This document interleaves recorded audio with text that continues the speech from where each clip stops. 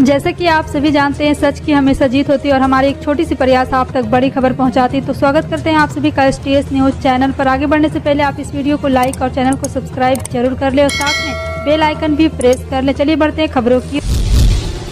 परिवहन मंत्री रीवा जिले के वर्षैता में पहुंचे, 7 सड़क परियोजनाओं का लोकार्पण किया। अनोखा अंदाज के लिए जाने जाने वाले जनार्दन मिश्रा सांसद ने नितिन गडकरी को पौधा देकर स्वागत किया। सांसद जनार्दन मिश्रा रीवा ने बघेली में कहा है कि कांग्रेस के जमाने में कभी विकास का कार्य नहीं हुआ, सिंचाई का कार्य किया गया। 5 से 6 साल के अंदर रीवा जिले के कोई जमीन सिंचित नहीं की गई। लोक निर्माण मंत्री गोपाल भार्गव ने कहा है कि अरबों रुपये की सौगात मिल रही, कल्पना ने यह काम संभव ही नहीं था, वह आज सरकार हो रही है।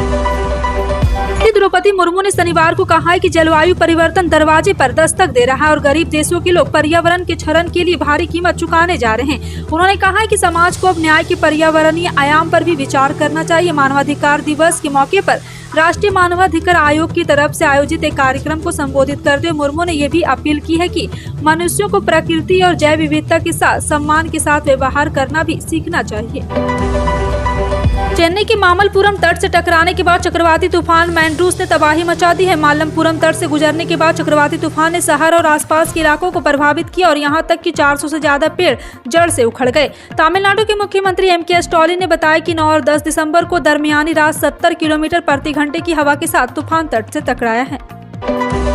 भारतीय जनता पार्टी के सांसद किरोड़ी लाल मीणा ने शुक्रवार को राज्यसभा में भारी हंगामे के बीच समान नागरिक संहिता विधेयक पेश किया। इसका विपक्ष ने विरोध किया। विधेयक के पक्ष में 63 तो पक्ष के और यहाँ 23 मत पड़े हैं। जी हां, आपको बता दें कि समान नागरिक संहिता क्या है, इसको लागू करने की मांग क्यों की जा रही है। समान नागरिक संहिता पूरे देश के लिए एक कानून सुनिश्चित करेगी जो सभी धार्मिक और आदिवासी समुदाय पर उनके व्यक्तिगत मामलों जैसे संपत्ति, विवाह, विरासत, गोद लेने आदि में लागू होगा।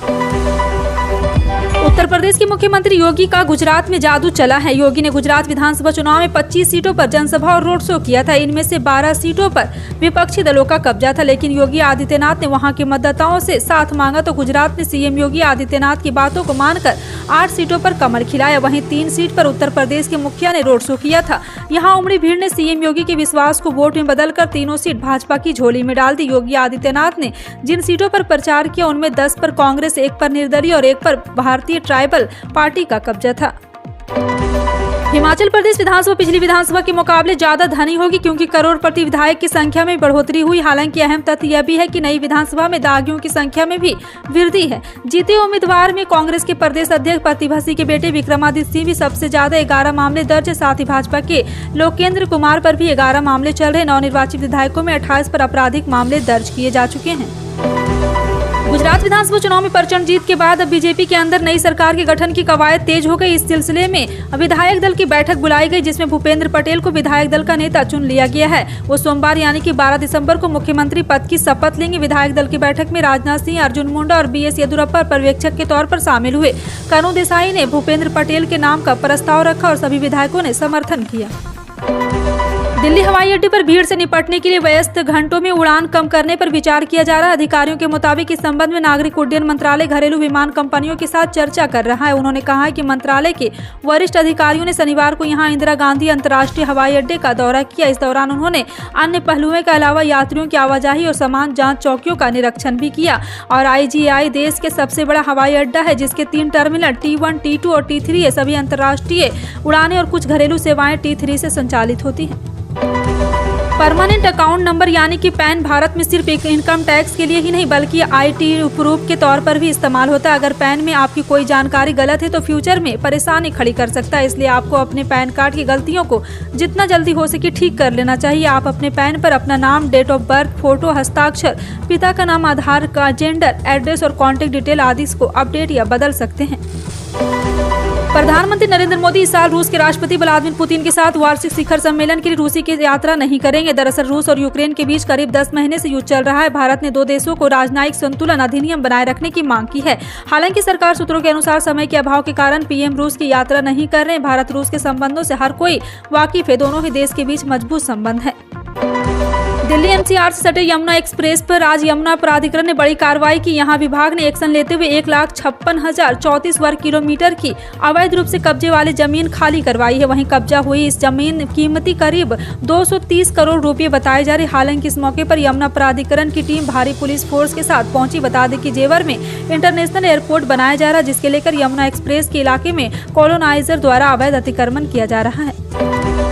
हिमाचल में मुख्यमंत्री पद के लिए 2 दिन से जारी मंथन अब खत्म हो गया है। सुखविंदर सिंह सुक्खू प्रदेश के नए सीएम होंगे। बता दें कि इससे पहले ही खबर आ गई कि प्रदेश कांग्रेस अध्यक्ष प्रतिभा सिंह मुख्यमंत्री पद की दौड़ से बाहर हो गई। इसके बाद सुखविंदर सिंह सुक्खू और मुकेश अग्निहोत्री का नाम अलाकमान को भेजा गया था। अब जानकारी मिल रही कि अलाकमान ने सुखविंदर सिंह सुक्खू के नाम पर अपनी मुहर लगा दी। इस फैसले के बाद अग्निहोत्री और प्रतिभा समर्थक नाराज बताए जा रहे हैं। जेल की हवा खा चुके सुब्रत राय के पीछे एक बार फिर से पुलिस लगी हुई है। बिहार में नालंदा की उपभोक्ता अदालत में उनके खिलाफ केस दर्ज कराया गया था। इसमें बिहार पुलिस ने उत्तर प्रदेश की पुलिस से सहायता मांगा और दोनों राज्यों की पुलिस सहारा प्रमुख रॉय की गोमती नगर स्थित आवास पर दबिश दी थी। बता दें कि सहारा प्रमुख के बिहार में पेश नहीं होने पाने के बाद उनके खिलाफ वारंट जारी किया गया। हालांकि 1 हफ्ते के भीतर याचिकाकर्ता का पेमेंट करने की बात पर वारंट रिकॉल कर लिया गया है। महाराष्ट्र के उप मुख्यमंत्री देवेंद्र फडणवीस ने कहा है कि उनकी सरकार मुंबई में ऐसी सड़कों का निर्माण कराएगी जो 30 साल तक गड्ढा मुक्त रहेगी। उन्होंने कहा है कि हम इस गुणवत्ता सुनिश्चित करने के लिए उपग्रह के जरिए इन सड़कों की मियाद पर नजर रखेंगे। साथ ही फडणवीस ने वादा किया है कि ना तो वह और ना ही महाराष्ट्र के मुख्यमंत्री एकनाथ शिंदे बृहन्मुंबई महानगर पालिका को पैसे कमाने की मशीन बनने नहीं देंगे। कांग्रेस की भारत जोड़ो यात्रा 1 दिन के विराम के बाद सुबह राजस्थान के बूंदी जिले के रंगपुर गांव से शुरू हुई। पद यात्रा में सीएम अशोक गहलोत के साथ पार्टी सांसद राहुल गांधी और अन्य नेता भी मौजूद थे। आपको बता दें कि राहुल गांधी ने अपनी मां और यूपीए अध्यक्ष सोनिया गांधी के जन्मदिन मनाने के लिए शुक्रवार को पद यात्रा से 1 दिन का ब्रेक लिया था। गुरुवार को सोनिया गांधी और प्रियंका गांधी रणथंभौर पहुंची थी और राजस्थान में भारत जोड़ो यात्रा को भारी जन समर्थन मिल रहा है। बिहार में नगर निकाय चुनाव को लेकर शुरू सियासत रुकने का नाम नहीं ले रही। इसी को लेकर पक्ष और विपक्ष के बीच आरोप प्रत्यारोप जारी। इस बीच शनिवार को जेडीयू के अध्यक्ष ललन सिंह ने बीजेपी को आड़े हाथ लेते हुए कहा है कि चुनाव रोकने को बीजेपी की साजिश असफल हो गई है। ललन सिंह ने कहा है कि नगर निकाय चुनाव में अति पिछड़े वर्ग के आरक्षण को समाप्त कराने और चुनाव रुकवाने के प्रयास में बीजेपी विफल हो गई। उन्होंने अपने ट्विटर अकाउंट से ट्वीट करते हुए पूर्व मुख्यमंत्री से संबोधित करते हुए लिखा है कि सुशील जी, नगर निकाय चुनाव में अति पिछड़े वर्ग के आरक्षण को समाप्त कराने और चुनाव रुकवाने के प्रयास में बीजेपी विफल हो गई है। देशवासियों के लिए राहत की बात यह है कि पिछले 24 घंटे में कोरोना वायरस संक्रमण से किसी मरीज की मौत नहीं हुई, जिससे मृतकों की संख्या 5,30,654 पर बरकरार है और मृत्यु दर 1.19% है। केंद्रीय स्वास्थ्य एवं परिवार कल्याण मंत्रालय ने शनिवार को बताया कि सुबह 7 बजे तक 219.96 करोड़ से अधिक टीके लगाए जा चुके। मंत्रालय ने बताया कि देश में कुल पिछले 24 घंटे में कोरोना संक्रमण के 181 सक्रिय मामले कम होने से इनकी संख्या घटकर 4,047 रह गई है। नगर निगम चुनाव का परिणाम आने के बाद कांग्रेस की नवनिर्वाचित पार्षद सबीला बेगम और नाजिया खातून शुक्रवार को आम आदमी पार्टी में शामिल हो गई। इसके अलावा दिल्ली प्रदेश कांग्रेस के उपाध्यक्ष अली मेहदी के साथ बहुत से कांग्रेसी कार्यकर्ता ने आम आदमी पार्टी का दामन थामा था, लेकिन आज अली मेहदी के साथ दोनों पार्षदों ने वापस कांग्रेस में वापसी कर ली है। आपको बता दें कि वार्ड नंबर 243 मुस्तफाबाद महिला आरक्षित सीट है। इस सीट से कांग्रेस की सबीला बेगम जीती है। वहाँ बिरजितपुरी से भी कांग्रेस की नाजिया खातून जीती है।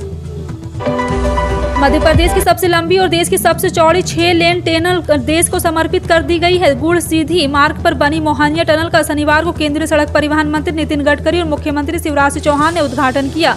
इसके अलावा करीब 2500 करोड़ रुपए की योजनाओं का लोकार्पण और भूमि पूजन भी किया गया। गुड़ स्थित ग्राम बदवार के मोहनिया घाटी के बीच से काटकर 2 सुरंग बनाई गई है।